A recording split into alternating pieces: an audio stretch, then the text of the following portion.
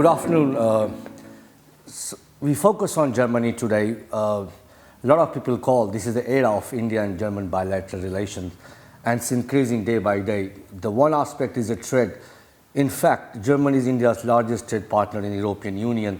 The trade volume has reached somewhere around $22 billion. And this is the one critical aspect. Germany is also the powerhouse of technology, machinery around the world. And in India, when emerging in the global arena, needs a partner like Germany in terms of technology collaboration and building its capability. There's also other side of India-Germany partnership, which is holding so much of significance today, is about security cooperation in this geopolitical world, which is fragmented, conflicting, and emerging as a multipolar world where also India and Germany seek to establish, based on their democratic tradition, a new democratic voice within. To talk about such a complex issues and building a new era of India-German partnership, we have somebody very important from Germany here, Mr. Jurgen Hardt. Jurgen Hardt belongs to the Christian Democratic Union, member of German Parliament, and the party which held, if you know Angela Merkel, the friend of our Prime Minister, and she has been quite a Indophile in terms of understanding towards India. Mr. Jurgen Hardt, thank you so much for giving us time. To begin asking you, where do you see the India-German relation at the moment now? We're really changing. There is a war in Europe, and also there's a significant sort of danger to democracy around the world. Where do you see this relation hold now at the moment? I think we have long-lasting relations in the past, but it was always a little bit in the shadow of other relations to Asia. I think in Germany, not only politics but also business now understands more and more that India is maybe the partner with the biggest potential in development relations. From my point of view, to be frank, the trade with China, between Germany and China is much bigger than between Germany and India, but I'm not sure about the situation in maybe 1 or 2 decades, because I see a lot of positive opportunities for the German-Indian relations in politics, climate change, economics, defense, security, and a lot of German ministers had been here in the last months, and also we as politicians come. I quoted the figure which speaks a volume about India-German bilateral relation as far as economic is concerned, but still it's much narrow when compared to your trade with country like China, which crosses $300 billion. Despite such a closeness and historic tie-up, with India, why do you see such a gap exist between India and Germany, and what we need to do? Trade relations to China started much earlier than now with India, and I asked them, please think about what might be the development of China in the next 5 to 10 to 15 years. I see a lot of dark clouds over China, demography, but also the political system, and therefore trust on a democracy. Like India, a young population with a high impetus and a positive mind and mood towards Germany. And I think there is a lot of chance to do now that what others did some decades ago with China. And you talked about the technology cooperation. I think we Germans are excellent in machinery, in cars, and but looking to the IT business, for example, I think we can learn a lot from India, and India is, from my point of view, in a forehand concerning the new digital technologies. Mr. Hardt, there has been some great visits from Germany, high-level visits. Chancellor Olaf visited, and then the foreign minister also visited India. They both talked about the comprehensive partnership with India. But in the whole range of the comprehensive partnership, there are things which are not clear. That how does Germany look at India in the whole comprehensive setup? When you say you're a strategic partner with India, where do you support India? Where do you align India in terms of policies on the global level? We would like to have India on the side of the free states in the world. India is there, but taking a neutral position in international political, in the international political field, leading the global south. From my point of view, India is a natural born leader of that global south and should be accepted from Germany in that role.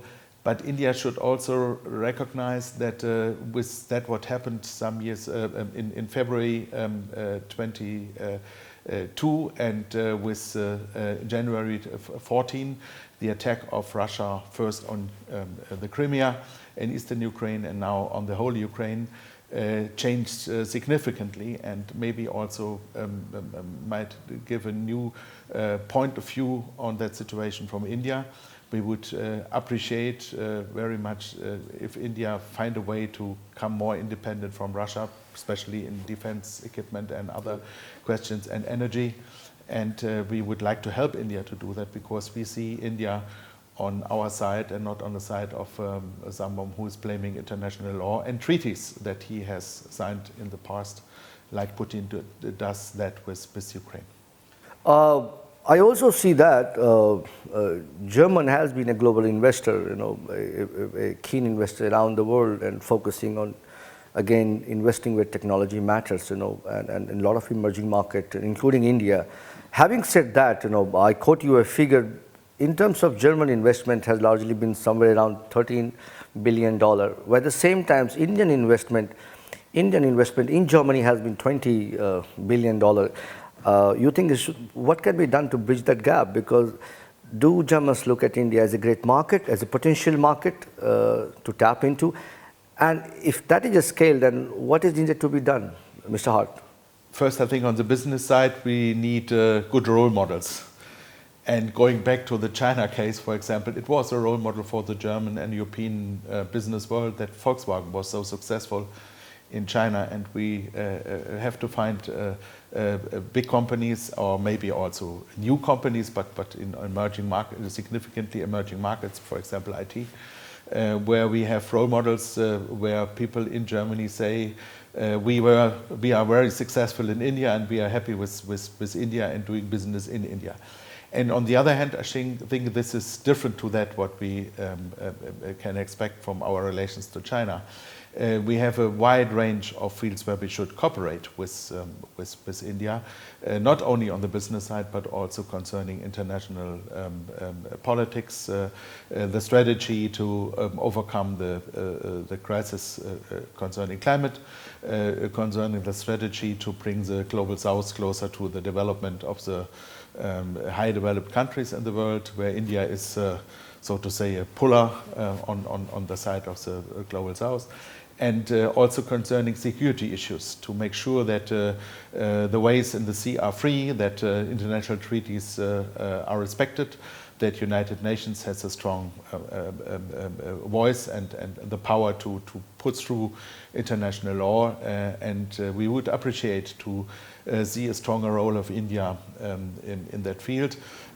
Concerning United Nations Security Council, we have 5 permanent members. One of that is Russia, which is harming international law significantly, and also treaties that Russia did with Ukraine concerning the borders between Russia and Ukraine, for example. This cannot be a role model for the behavior of states in the world and should be also blamed clearly by India. And on the second, we have China as a partner of Russia, closer partner of Russia than it was in the past. And we should state that the international order is challenged, and that India, I'm sure that India is a partner on the on the side of international law, and we should support India to go that way, but also to benefit of that. So, Mr. Hardt, when you talk about supporting India and challenging the present global order, of course you look at the various countries getting bigger voice on the global platform. In that context, how do you see German position towards G20, and how do you see your synergy on G20 and a couple of issues that India is leading? What is your opinion about that?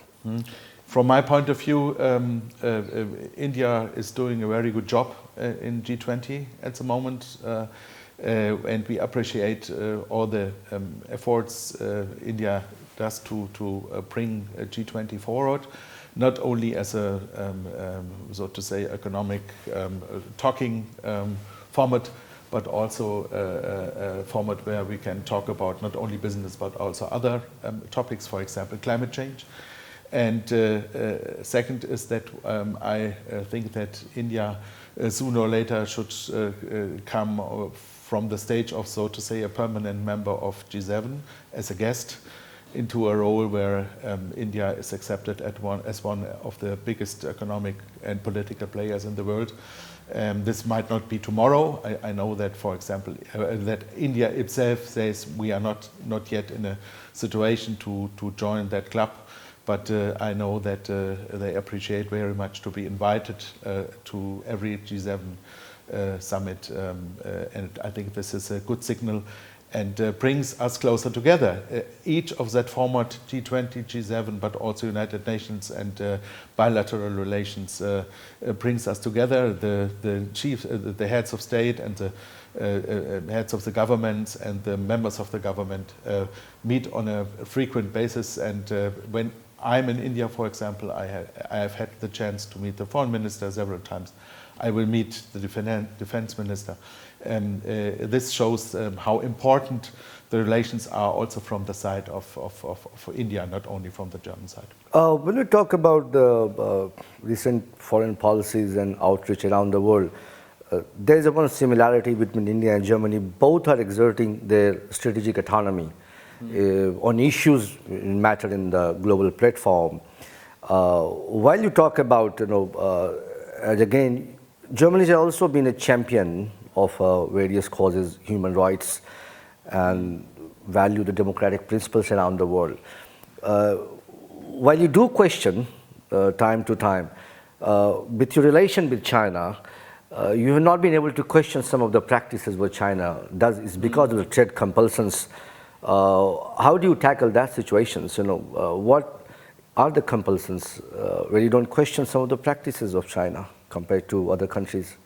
I think German government and also German business people question mark more and more what, for example, China is doing against minorities, how they are forced to forced labor and put into camps and prisons.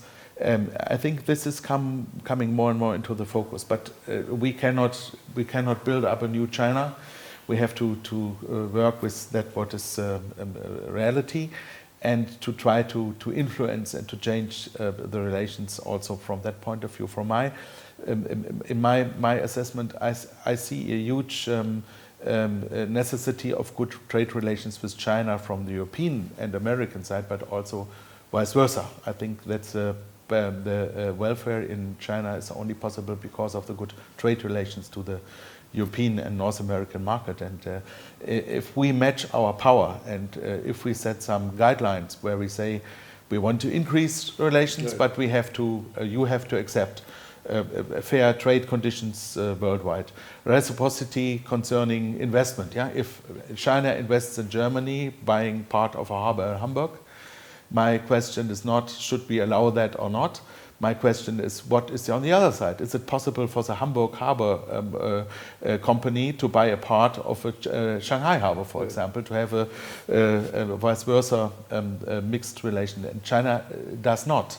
And for me, one of the principles of our further cooperation, Western world with China, is let us have it on eye level with reciprocity and acceptance of international rules.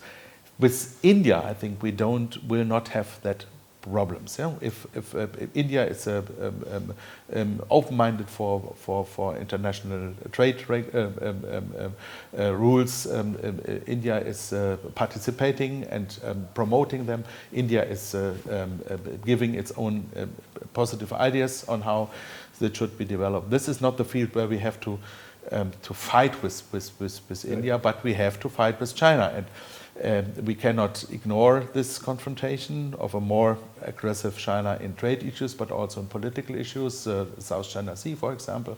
And we have to face that. And the chance is to say, if you want to be a good partner of us, which is in our both interest on both sides, then let's also have some guidelines concerning human rights, climate.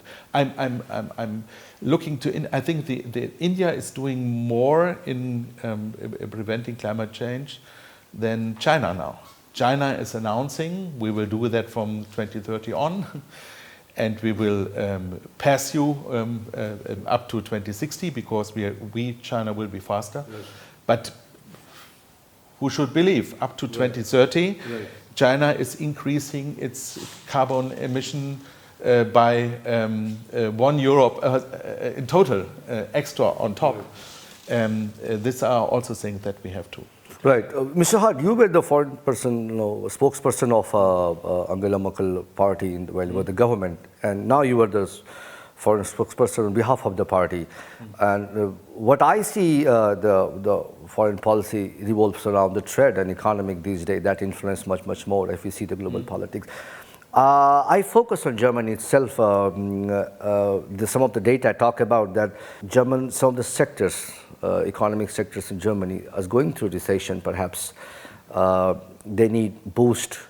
And also a lot of German industry is built up around small scale industry, which you call MSME.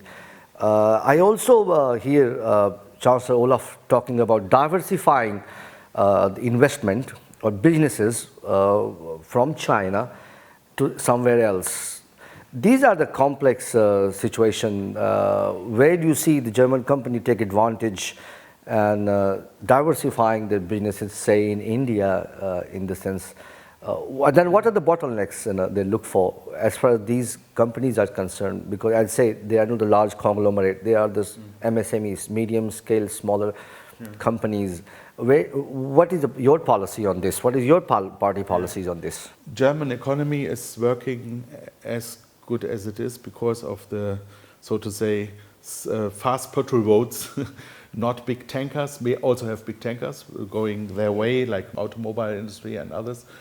But we have so many fast patrol boats finding ways where others might be too bureaucratic or too big for.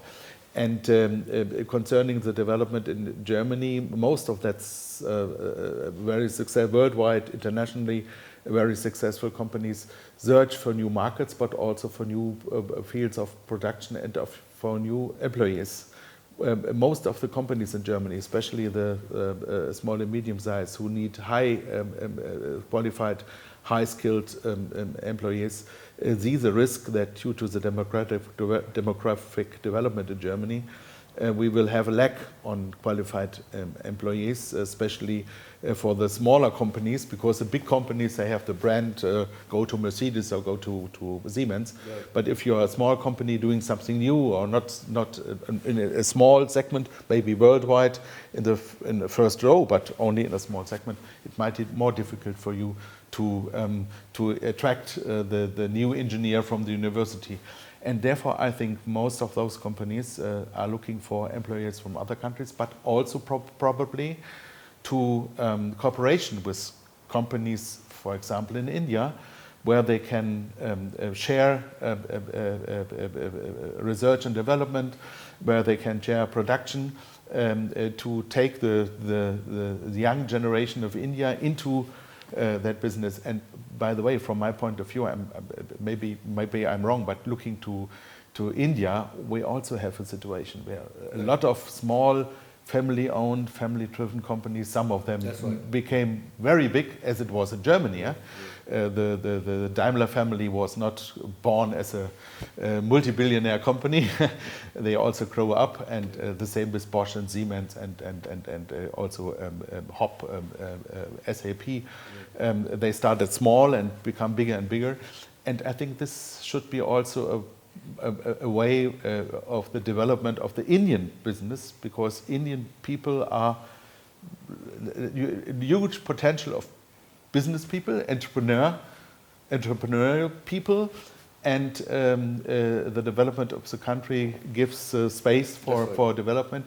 And at the end of the century, or maybe in the mid of the century, we will see that India maybe has a economic landscape which is more similar to the German landscape than, for example, to the Chinese. I agree with you, but last not the least important, despite having a flourishing trade relation and so much of cooperation in technology, what remains to be seen is a concrete defense cooperation between India and Germany, what we call a hallmark of strategic partnership. Where we are lacking, why not the defense cooperation is taking off the way it should have been between these two country historic partners and two large democracies?